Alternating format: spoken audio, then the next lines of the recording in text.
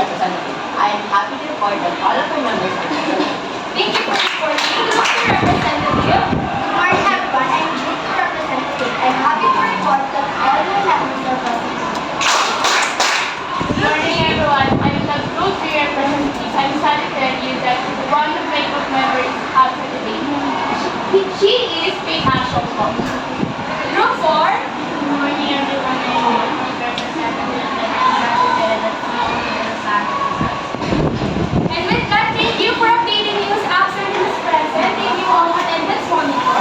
And with that, let us have our classroom group. Can someone please read the meaning of business?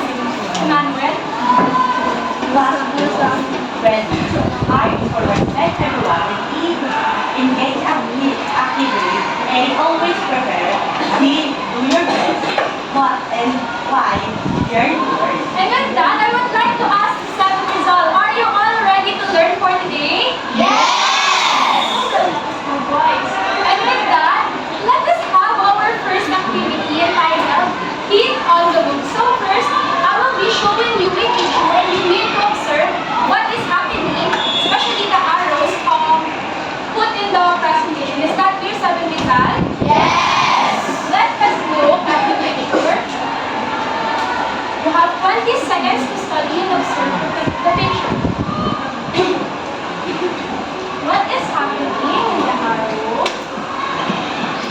What is being shown by a birds? By phrases. Are you all done observing and studying the picture? Yes? Yes? With that, since you're already done, let us have the first two questions. Please read and answer it for me. Anyone? Yes, MJ? What do you observe of how the warmer liquid goes up, while the blue arrows is the cooler liquid. Very good. That is the correct answer. What about the number two question? Can someone please answer it for me? Yes, Jeanette? What do we call this process of feeding and reproducing? Cycle? Cycle, convection. Convection. Let us check if your answer is correct. It's convection. Right. Sorry, but yeah, that is correct. The answer for the number two question is convection. And with that, let us have the third question. The pondering question. Can someone please read the pondering? Yes, Gabriel. Can you please read the pondering question for me? If this movement happens to other, what is being defined in the Very certain result because this question, you will not answer it right now because we will be answering this during our discussion or after the discussion. And with that, let us have our vocabulary check. Are you all familiar with the code with me? Yes! No? Diba I told you that the alphabet letters has a corresponding numbers? Do you remember that activity from the previous lessons? Yes. And with that, let us have our first decode with me. Can someone please tell me what is the answer? Help Miss Jose to decode the word. A, B, C, D, E, F, G, H, I, J, K. Yes? Alignment is Breeze, let us check if her answer is correct. It's Breeze. Very good. It's Breeze. For the second, who wants to answer from this group? Yes, Christian is thinking what is the answer for this decode with me number 2. Or do you need help? Do you want yes? Do you have yes? Who do you want to call for a help? Avalon. Yes? We already have the first letter. Starts with letter P. Yeah, P. At mo, Papa. Was it wrong? Why so far?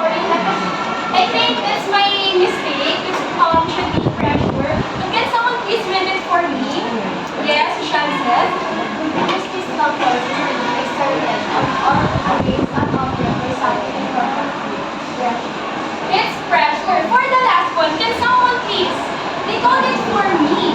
It is about closely compacted in substance. Yes, do you have any answers? Who wants to answer? Yes? Yes? Sarah? Then, let us check if her answer is correct. It's dance. Can someone please read it? Yes, Sarah, please read the meaning.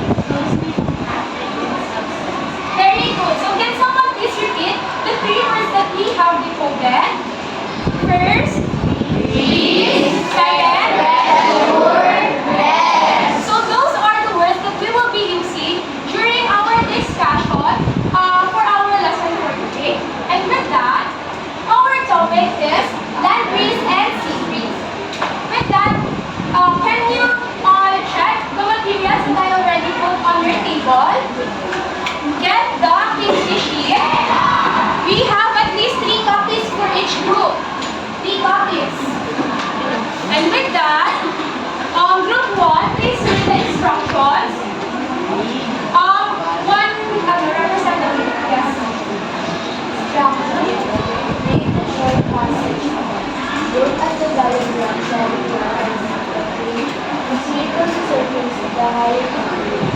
And you have a question to answer, which surface is hotter at noon? What does this tell you about which one warms faster? Do you have any question, group 1, with the instruction?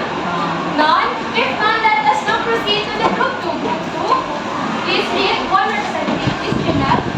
Structure. Read the short passage.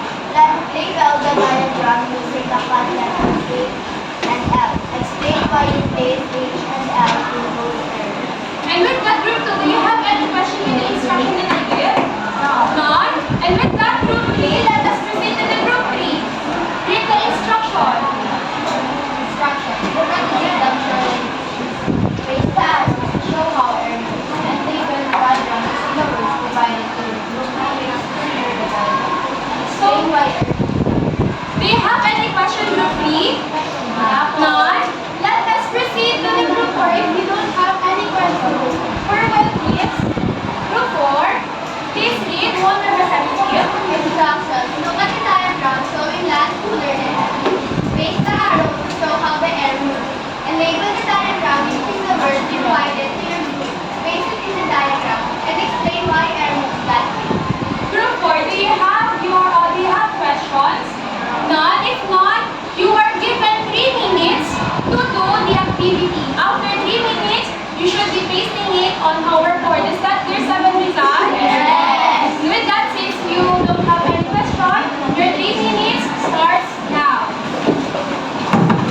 If you have any question, just raise your hand and I'll be going to your respective group.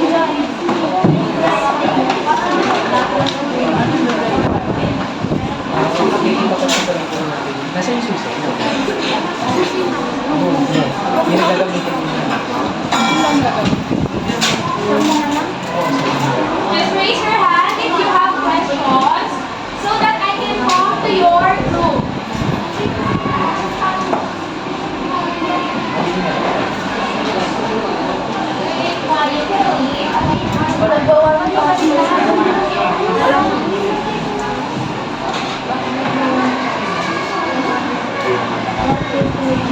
Be time sensitive.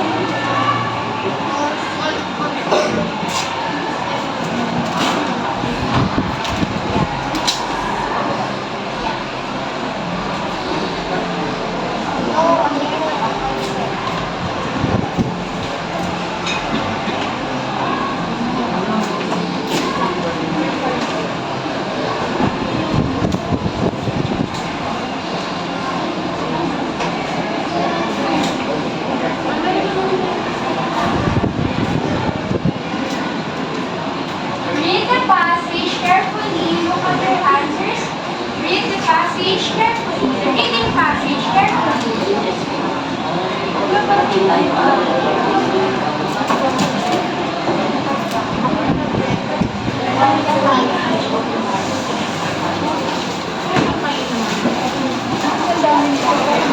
If you are done, for each group, if you're already done, you may now place your word.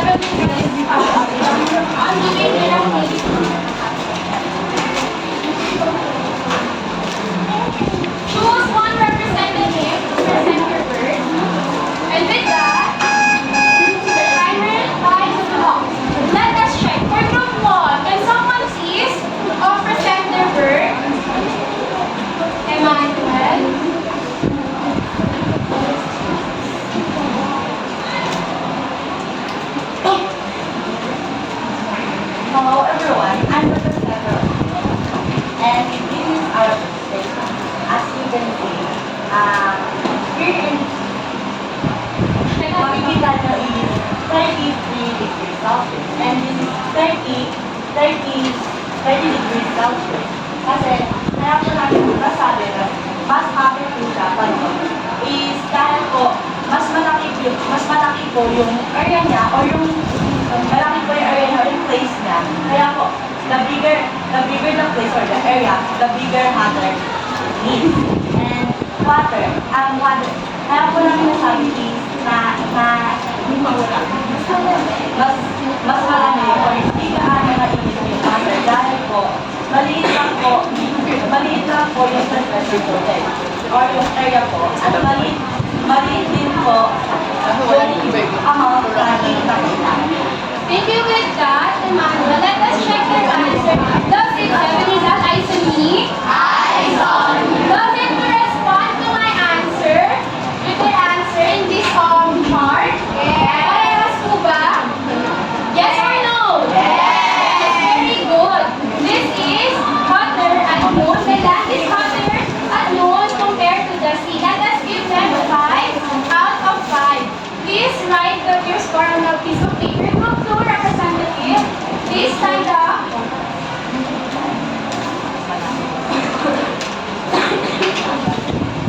Good morning, everyone. So I'm the journal representative. As you can see in our activity, the activity that are assigned to us is to identify the question point. So in our answers, warm land, 33 Celsius. L stands for low pressure. It rises for air rises and the cool air sinks. High stands for high pressure and 30 Celsius.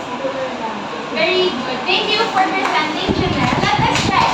Does it correspond to my answer on the presentation? Yes.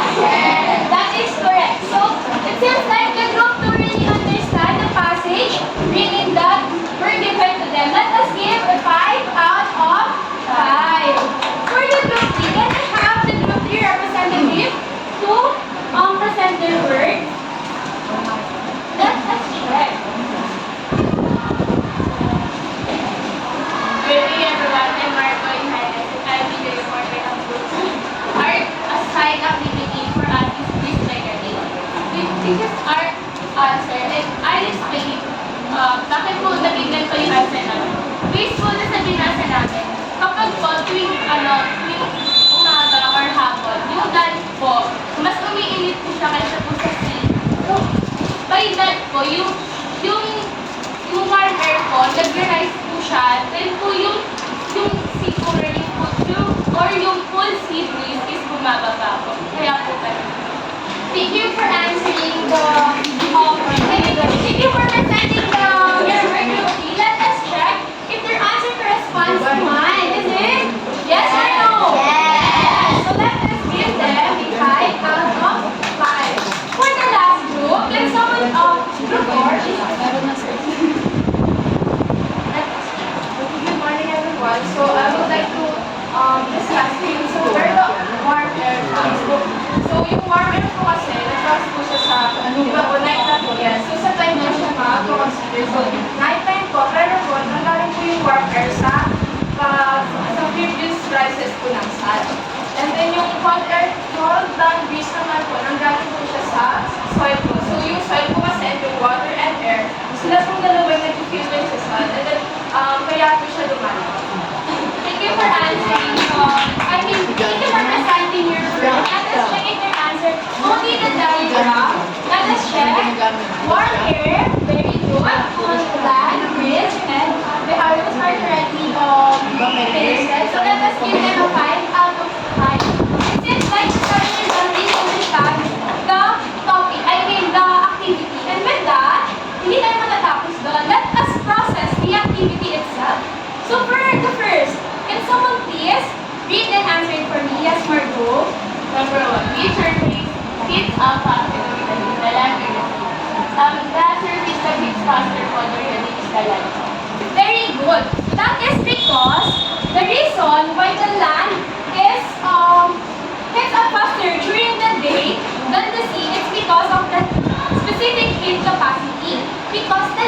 has a lower specific heat capacity, thus, the sea, and also, ang iniinit lang po kasi ng sun from the land is the surface only, not hanggang hindi po sa ilalim. Unlike po sa water, ang kailangan po niyang init is yung pinaka-ilalim. And it has a factor of the water current sa ilalim. Kaya po, mas mabagal uminit yung water kesa sa land. Is that clear, 7 Rizal? Yes! How about the number 2 question? Can someone please read it for me? The answer is already on the board. We just have to analyze, understand, and understand the diagram. What happens to the air above the warmer land? Can you look at this diagram? What happens to the air above the warmer land? Warmer land, warm land, cooler land. Yes, Shamses? Warmer land. Very good. The warm air rises. Thus, we created the low pressure zone in this part.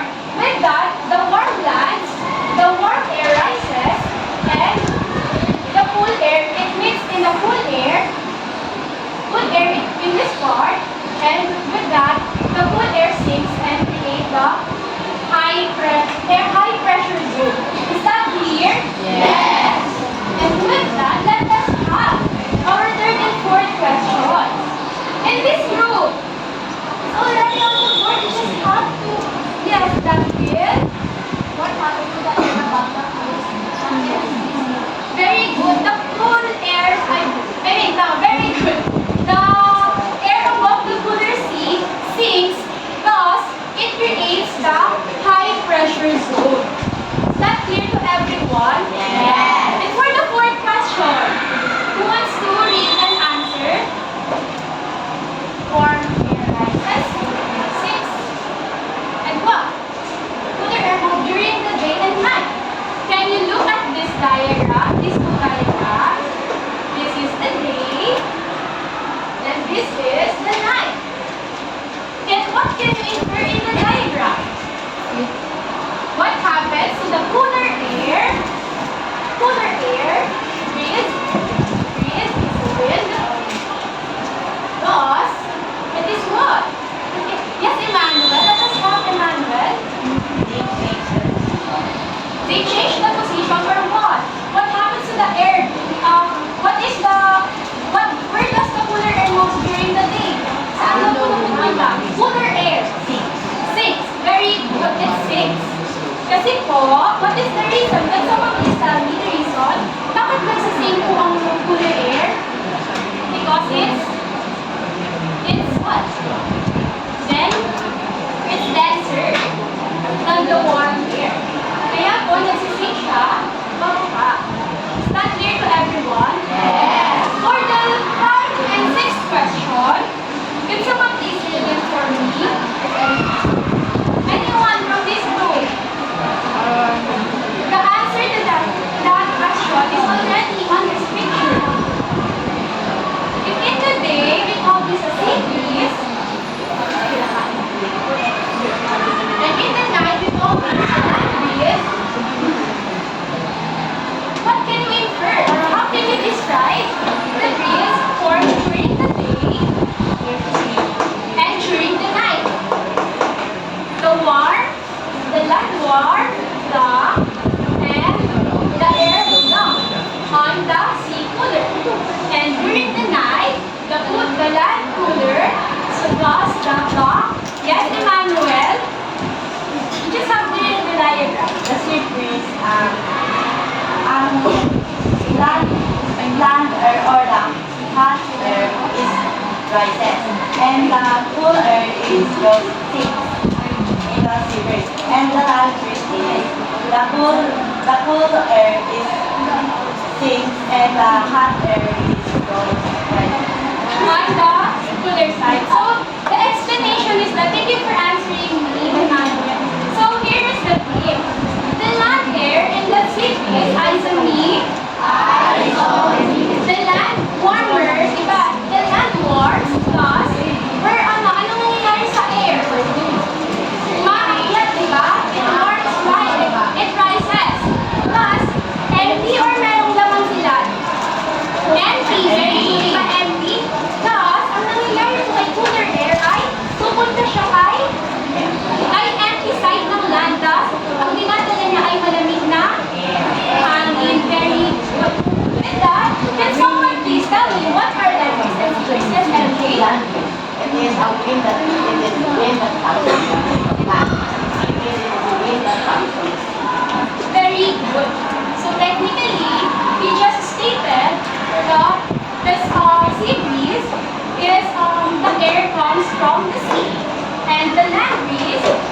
air comes from the land. And with that, these are the answers that correspond to the processing questions that we have earlier. Just read it with your eyes. Do you understand the answers now? Yes. Yes? Yes. And with that, let us have this one. Let us remember, let us rewind. If this movement happens in water, how do you think air might move between land and sea? Just looking at these two diagrams or these two pictures. Paano daw po, sa tingin nyo, paano yung hangin gumagalaw between the land and the sea? The answer is already stated by MJ and Emmanuel. Yes? Circulation, thus, what happened? What happened to the land? What happened to the sea? Ano po? During the day, the land warms, thus, the air rises, and the cool sinks. While on the night, the land cooler, thus the air sinks, and the warm air rises. Do you get the point of this tune right now? Yes. If so, let us have. So this is the answer for the watering question that we had earlier. With that, you are all familiar with the Venn diagram, right? Yes. Let us check your understanding using the word box provided to you. I need 3 volunteers for this. For this one. Yes, Yumi, for the land breeze. Yes, Margo, for the sea breeze. And yes, MJ, for the similarities. Land breeze first. Can you tell me? Can you see the word box here? You can come forward when we work so that you can see it. Can you give the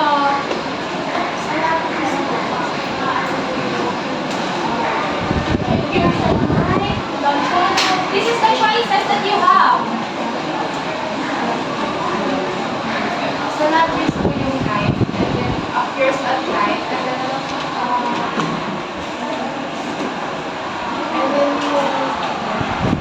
yung pangalawa daw po, ano po, land cooler, sea warmer, air moves from land to sea. What is your answer for this? The sea warmer. The sea warmer, and this one, what is the movement of the air? Air moves from these choices that you have. The air moves from no? What is that? From land to sea. Very good. For the sea breeze, can someone please tell me? Yes, Margo. Sea breeze, it occurs at night. If Sea breeze, occurs appears during the day. Second, land warm, ano po? land what? Ano nangyayari sa land daw? Land warmer, sea cooler. Then po, Air movement. air moves from sea to land. Let us check that later. For the similarities, MJ, can you please It involves convection currents and is caused by temperature difference between lands. let us check their answers if they are correct. They are correct. The land breeze occurs during the night. The sea breeze occurs during the day. Can someone please give this to you, and so on and so forth. With that, we all know that the warm airs has a effect on us, diba? Kapag mas mainit, mas iritado ang mga tao. Plus, meron din kung reason kung bakit tayo rin ang nakakaad sa pag-init ng hangin. Right? So with that, I would like you to create a pledge of peace. I need 1 volunteer. Yes, Zara? Hindi ko pa tapos sa sige, go. Take care of our landings and I promise to row my trash responsibly and make it to not make any mess I drink. Very good. That is a clear and stateable pledge from her. With that, since think the 7 years old already get the concept of Landris and Libris, let us have the activity, the Fate of Ophelia. Are you all familiar with this song? Are you, who's Swifty here? Sino mga Swifty? Yan, the Fate of Ophelia has that 100 the sea, the stars. So with that, we will be using the hand gesture. If your answer is Landris, land. And if your answer is Libris, sea. Yan, very good. So let us have the first question for the Fate of Ophelia. Can someone please read and everyone will answer? Yes, you have. Right, wings blow on the blackboard, writing internet on blackboard. What do you think is the answer? The land or the sea? The land. Are you sure? Let us check, huh? The sea, who says the sea? 1, 2, dalawa sila. 3. So who says the land? The land. I think majority is the land. Very good, it's the land. Because first, it appears at night. When does the land disappear? Night. Very good.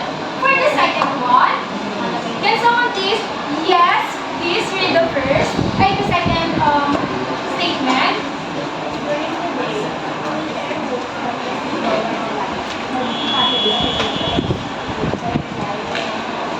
What is the answer? Land or sea?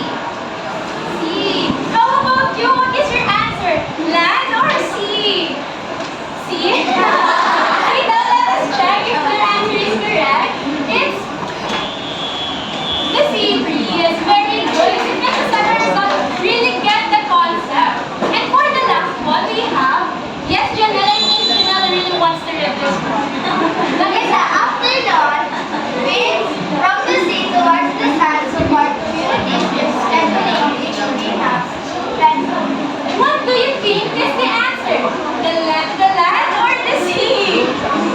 Sea? Let us check. Let us check. Let us check. It's the sea breeze. With that, do you have any question with our topic today? For that, with that, I have the last question.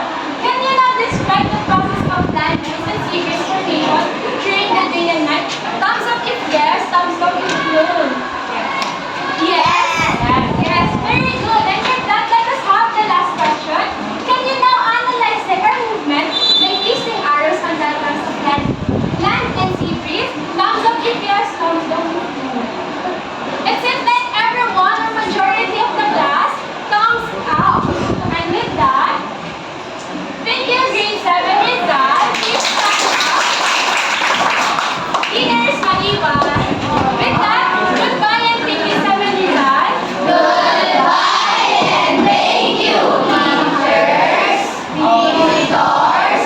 See you next time. Go and po muna, picture daw.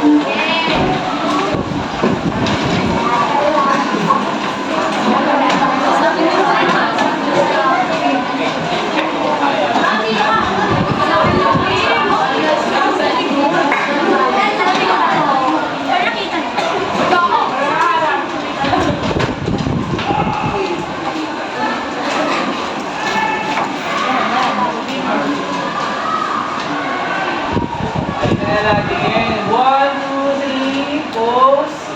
Again, another pose. 1, 2, 3. Okay.